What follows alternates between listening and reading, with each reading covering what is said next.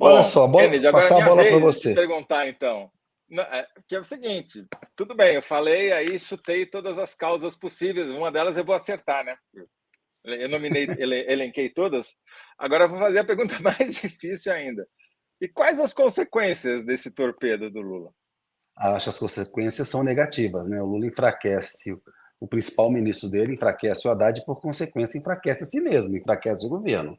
Ficou mais difícil aprovar os projetos no Congresso para elevar a receita. O Haddad tomou um tiro enquanto articulava com o Congresso projetos sob a justificativa com o discurso de que precisava para cumprir a meta de déficit zero, que todo mundo já sabia que ia ser difícil. Aí vem o presidente da República, né, Zé? Desculpa, eu mexi aqui na câmera. Vem o presidente da República e fala: olha, nós não vamos cumprir essa meta. Eu acho que traz consequências bastante negativas. O Lula, ele sempre teve uma visão de que é preciso gastar em infraestrutura. Ele fala que alguns gastos sociais não são gastos, são investimentos. A gente entende um presidente da República brigar para ter espaço no orçamento para executar as obras, porque, enfim, estamos no Brasil, né, o cobertor é curto, né? Enfim, temos uma taxa de juros altíssima que demanda e abocanha parcela grande dos recursos públicos, a gente entende isso. Agora, ele pode operar dentro do orçamento essas prioridades que ele acha que são importantes e no ano que vem dizer, olha, nos esforçamos, mas nós não conseguimos cumprir a meta. Isso aconteceu com o Palocci, por exemplo, né? Eu acho que ali tem um pouco da soberba e tem a coisa de o Lula se sentir fortalecido a ponto de repetir com o Haddad uma estratégia que ele usou com o Campos Neto, presidente do Banco Central. Né? No caso do Campos Neto, me pareceu correta porque o executivo Lula ele não controla a política monetária. O Banco Central hoje é independente. Então ele precisava fazer um debate público, né? E ele tinha a sociedade ao lado dele. De fato, a taxa de juros estava altíssima, né? Então aquilo funcionou. O Haddad não, o Haddad é subordinado a ele. Ele pode fazer esse debate internamente. Né? Ele pode chamar o Haddad e falar: Haddad, acho que a gente não vai cumprir esse negócio aqui, me arruma um espaço e lá na frente a gente combina um discurso. Quando ele vem publicamente e repete com o Haddad algo que ele fez com o Campos Neto, o efeito, a meu ver, é contrário, porque ele enfraqueceu o principal ministro dele. Enfraquecer ministro da Fazenda, como a história ensina no Brasil, não produz bom resultado. A Dilma enfraqueceu o Guido Mantega, a gente viu no que deu, não dizia não, fez toda aquela desoneração, todo aquele pacote da Fiesp, derrubou o superávit primário, na hora H o empresariado correu, ficou sem apoio político, caiu. Né? Aí eu acho que o impeachment foi um golpe, né? Foi um golpe parlamentar, ela não merecia ter caído por ter governado mal e por não ter apoio no Congresso, porque nós não somos parlamentaristas. Mas ela deu uma contribuição grande ao combinar crise política com crise econômica. Então a gente já viu que quem não prestigia o ministro da Fazenda acaba arrumando um problema. Enfraquecer o ministro da Fazenda num momento em que ele está tentando aprovar projetos no Congresso, me parece um tiro no pé. O Lula deu um tiro no E, próprio pé. e dificulta justamente isso que você estava falando, né? Baixar os juros, né? Facilitar não facilita, né? Pelo menos. Não facilita baixar os juros, porque o discurso do déficit zero ajuda com o Banco Central a reduzir os juros e reduz a despesa que você tem com os juros. Né? Olha só, ali, Zé, faltou estratégia política, faltou uma estratégia de comunicação para o Lula. Com 40 jornalistas, ele não pode falar, sabe, as coisas sem medir as consequências. As palavras do presidente da República têm peso. Ele deixou claro que a meta não vai ser cumprida. Ele deixou o Sim. Haddad na chuva. Né? Tanto que o Haddad reagiu mal quando foi indagado pelos jornalistas. O que também é ruim para o Haddad, como eu já repeti aqui. Tem que ter sangue frio para aguentar esse choque. Né? Ali é o seguinte: o presidente da República opera o orçamento, gente. Opera as prioridades que ele quer e lá na frente fala: não cumpriu a meta por isso ou por aquilo. Mas você, um ano antes, falar que não vai cumprir a meta, você avacalha as expectativas.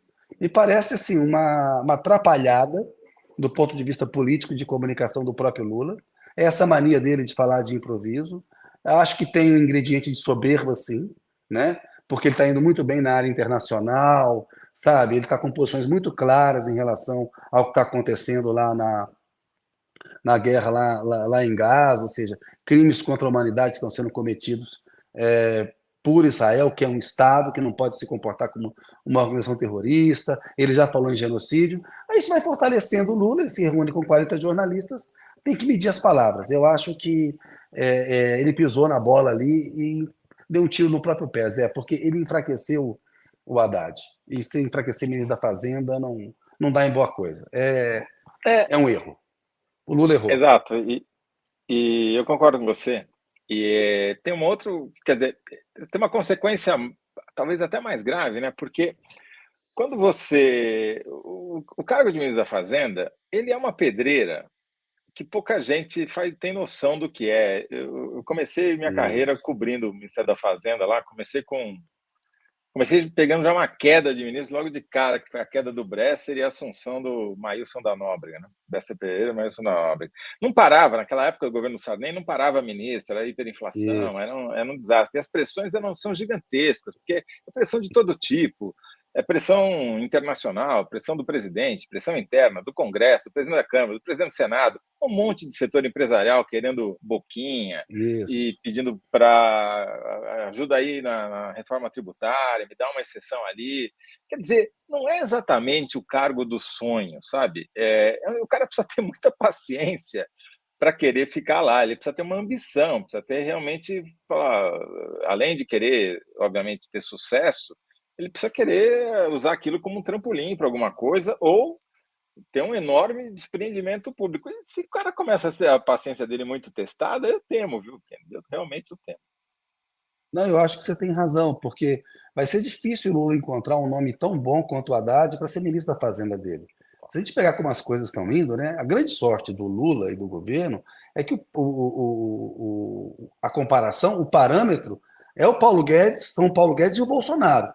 Então, você comparar o Lula e o Haddad com o Paulo Guedes e o Bolsonaro, é você sair da água para o vinho. Isso ajuda muito. Né? E o Haddad, de fato, ele conquistou uma credibilidade que é fundamental para o Lula. Eu me lembro com o Palocci, muitas vezes, o Palocci usou essa carta com o Lula para ficar ali. O Palocci acabou caindo pelas questões do caseiro, não foi nada de questão econômica. Foi porque estava bisbilhotando quem não podia ser bisbilhotado, usando o poder dele. Caiu.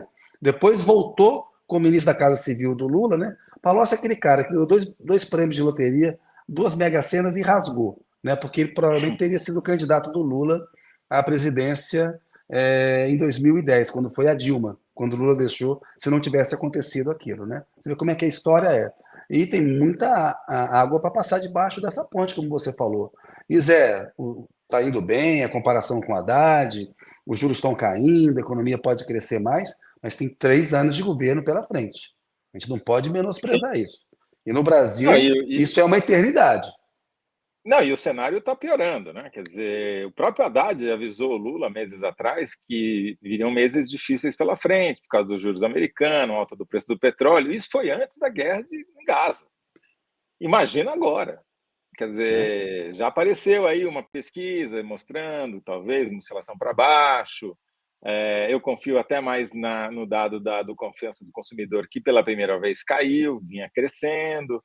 Então, de fato, você não pode olhar, porque esses indicadores econômicos, tipo desemprego, eles refletem uma situação meio do passado, né? Assim, o efeito de tudo de bom que aconteceu até aqui. Se a coisa começa a virar um pouquinho, você só vai ver a taxa de desemprego crescer daqui a 1, 2, 3 meses, né? Isso. Então, não pode também se iludir com esses números achando que está tudo bem e vai melhorar. Eu acho que está pior e corre o risco de piorar.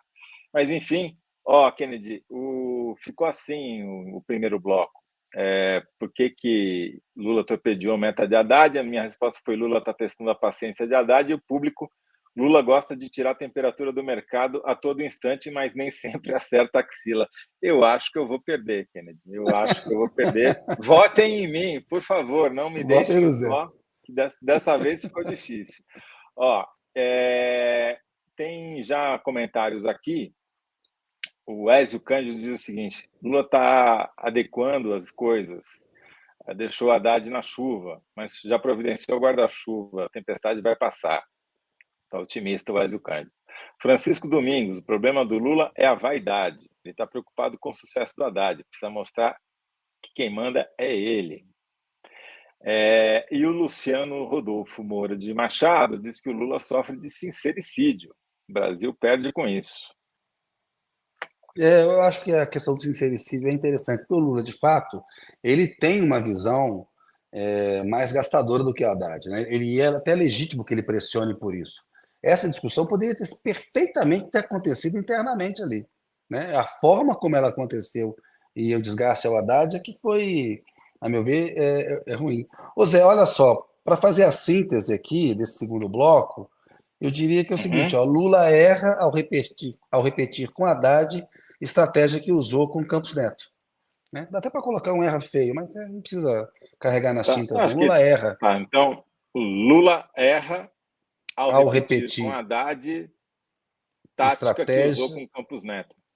tática ou estratégia, Você né? está Pode ser. você tá É, sendo, você tática. tá sendo estratégia seria um pouco demais, talvez aí nesse Vamos caso. dizer que foi um movimento tático Menos. infeliz, Exato, né?